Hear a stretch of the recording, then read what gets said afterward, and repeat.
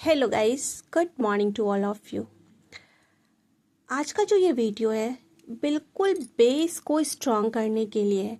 और आपने मेरा थंबनेल में भी देखा होगा कि कमज़ोर बच्चे बनेंगे टॉपर। आखिर कैसे वीक स्टूडेंट्स को हम स्ट्रॉन्ग बना सकते हैं। देखिए, बच्चे मेरे पास बहुत सारे आते हैं ट्यूशन पढ़ने के लिए, लेकिन मैं देखती हूँ कि उनको क्लास की पढ़ाई से मतलब होती है। उसके क्लास में जो बुक चलते हैं, चलो किसी तरह से वो उस बुक को बना ले, उसके बाद फिर उसका अच्छा मार्क्स आ जाए, नेक्स्ट क्लास में प्रमोट हो जाए। ऐसा थोड़ी होता है। उसके लिए आपको सबसे पहले अपना बेस स्ट्रांग करना पड़ेगा। बच्चे, यदि आपका बेस स्ट्रांग है ना, तो फिर आप नेक्स्ट क्लास जाओ या फिर आगे कंपटीशन का भी प्रिपरेशन करो, तो भी आपको कोई प्रॉब्लम नहीं होगा। जो भी स्टूडेंट्स आप लोग अपना बेस को स्ट्रॉन्ग करना चाहते हैं, प्लीज़ मेरे चैनल से जुड़िए। मैं चैनल में नर्सरी से लेके क्लास 10 तक का बेस, एकदम फाउंडेशन बेस दे रही हूँ। ठीक है, बिल्कुल आप एकदम कंटिन्यू मेरे वीडियो को वॉच कीजिए। आपको अच्छा ना लगे आप हट जाइए, उसमें कोई दिक्कत नहीं है। मैं ये नहीं बोलती ज़बरदस्ती कि आप वीडियो को देखते रहो। ठीक है, मैं ज़्यादा टाइम आपका लेना नहीं चाहती। हम लोग मेन मुद्दे पे आते हैं। हमारा जो मेन सब्जेक्ट है, हमारा जो मेन कंटेंट है, मेरा मेन कंटेंट है बस आपको बेस मजबूत करना। आप अपने बेस को स्ट्रांग करो ना, फिर तो मैथ चुटकियों में बनेंगे। ठीक है, तो देखिए, पहला चैप्टर हम लोगों ने ये चैप्टर इंटीजर्स लिया। आपको पता है क्लास 7 का फर्स्ट चैप्टर इंटीजर्स है, लेकिन क्लास 7 की बात यहाँ नहीं हो रही है। यहाँ क्लास 1 की बात हो रही है। क्लास 1 में आपका इवन और ऑड नंबर भी है। क्लास 2 में आप जाओगे तो भी इवन ऑड पढ़ोगे। क्लास 3 में भी इवन ऑड पढ़ोगे। क्लास 4 में भी इवन ऑड पढ़ोगे। क्लास 5 जाओगे तो आप फैक्टर्स पढ़ोगे। क्लास 5 में आप जाओगे तो मल्टीपल्स पढ़ोगे। क्लास 5 में आप जाओगे तो क्लास 5 में आपको प्राइम नंबर्स आएंगे, नेचुरल नंबर्स आएंगे, होल नंबर्स आएंगे, कंपोजिट नंबर्स आएंगे। आखिर हम इनको कैसे देखें, कैसे समझ पाए। बच्चे, आप जब पढ़ते हो ना, उस क्लास तक आपकी पढ़ाई अच्छी होती। जैसे आप नेक्स्ट क्लास में प्रमोट करते हो, तो अगर आपके पीछे की कुछ भी पूछा जाता है, आप नहीं बताते हो। मेरे से छिपाने वाली बात नहीं है, क्योंकि मुझे पता है कि मैं जब बच्चे को पढ़ाती हूँ तो मैं हमेशा पीछे की चीज़ें को पूछती हूँ। पढ़ना बहुत बड़ी बात नहीं होता, पढ़ाना बहुत बड़ी बात नहीं होती, पढ़े हुए चीज़ों को याद रखना बहुत बड़ी बात होती है। ठीक है, तो चलिए हम लोग स्टार्ट करते हैं। नेचुरल नंबर आपका क्लास 3 में है, क्लास 4 में है। आप जब कॉम्पिटिशन का प्रिपरेशन करोगे तो भी आपका नेचुरल नंबर आएगा। नेचुरल नंबर क्या होता है? All counting numbers are called natural number. All counting numbers क्या है?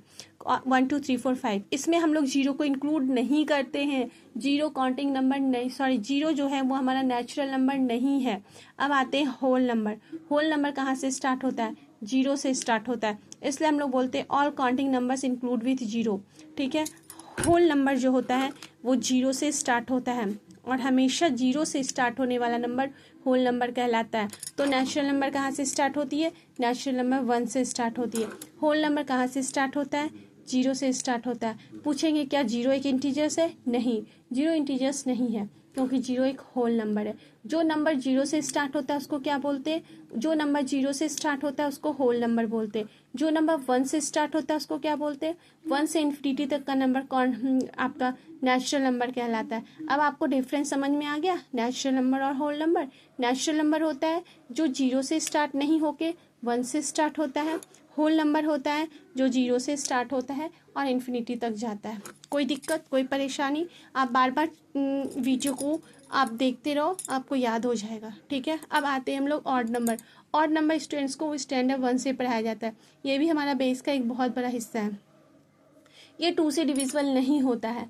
जो नंबर 2 से डिविजिबल नहीं होता है, डिविजिबल बोले थे, अगर 2 से उसको डिवाइड करें तो कुछ ना कुछ हमारे पास रिमाइंडर बच जाता है।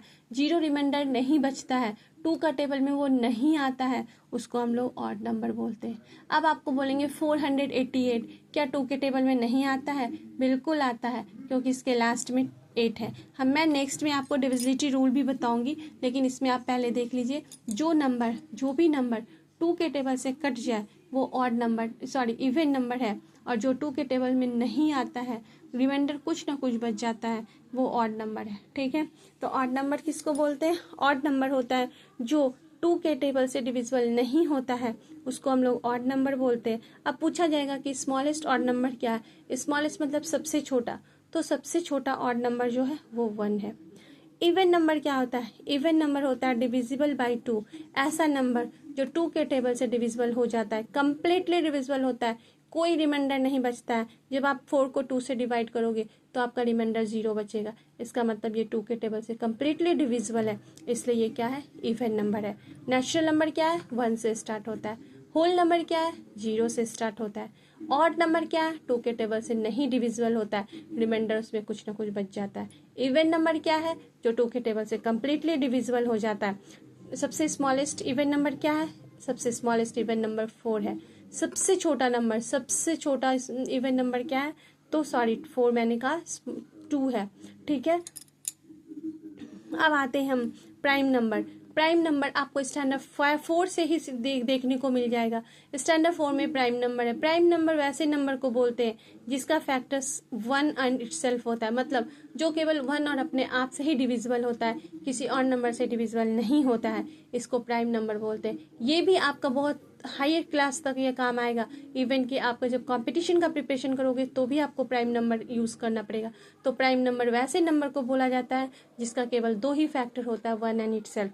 जैसे मान लेते हैं 2 किसके किसके टेबल से कटता है, 2 1 के टेबल से कटता है और 2 के टेबल से कटता है। 5 किसके टेबल से कटता है, 5 1 के टेबल से कटता है, 5 के टेबल से कटता है। ऐसे नंबर जो केवल 1 और अपने टेबल से डिविजिबल होता है उसको हम लोग प्राइम नंबर बोलते हैं। आई बात समझ में। नेचुरल नंबर किसको बोलते हैं, जो 1 से स्टार्ट होता है। होल नंबर किसको बोलते हैं, जो 0 से स्टार्ट होता है। ऑड नंबर किसको बोलते हैं, जो 2 के टेबल से डिविजिबल नहीं होता है और कुछ ना कुछ रिमाइंडर बच जाता है। इवन नंबर किसे बोलते हैं, जो 2 के टेबल से कम्प्लीटली डिविजिबल हो जाता है। स्मॉलेस्ट इवन नंबर क्या है, 2। स्मॉलेस्ट ऑड नंबर क्या है, 1। ठीक है। प्राइम नंबर किसको बोलते हैं, प्राइम नंबर जिसके फैक्टर्स के 2 होते हैं, 1 और इटसेल्फ होता है। ठीक है। कंपोजिट नंबर किसको बोलते हैं, कंपोजिट नंबर जिसके फैक्टर्स 2 और मोर देन 2 होते हैं।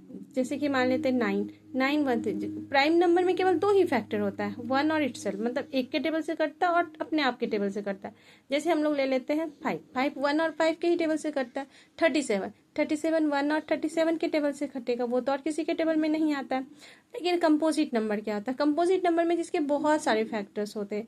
ठीक है। तो 9 किसके किसके टेबल में आता है, 1 के भी टेबल में, 3 का भी टेबल में है और 9 के टेबल में। तो इसके बहुत सारे फैक्टर्स हैं ना, तो जिसके केवल 2 फैक्टर्स होते हैं वो प्राइम नंबर होता है, और जिसके बहुत सारे फैक्टर्स होते हैं उनको हम लोग क्या बोलते हैं, उनको हम लोग कंपोजिट नंबर बोलते हैं। क्लियर, यहाँ तक कोई दिक्कत नहीं। ये बहुत बेस है बच्चे, इसको याद रखना आपको बहुत जरूरी।